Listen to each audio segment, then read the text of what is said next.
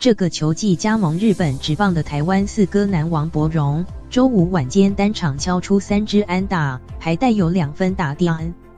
一夜过去，王柏荣已经成为北海道的话题人物。东京巨蛋观众席响起王柏荣的加油歌，台湾大王也以猛打赏报答球迷。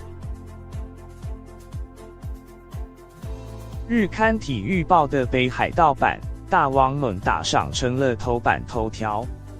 周五的王柏荣4个打席，1次触身球，3支安打，还带有2分打点和1次盗垒成功。球季7场比赛，累计2成86打击率，虽然全垒打还没开张，却慢慢站稳日本职棒一军。日本职棒球评帮助球队赢球的是王柏荣，他会打到什么程度？他肯定可以打到3成，一定会打出来的。连日本职棒球评都忍不住称赞王柏荣，不愧是台湾的4成打者。日本的每日体育报也刊出王柏荣特稿，上面说王柏荣尽管斗志不外显，却有热情的一面。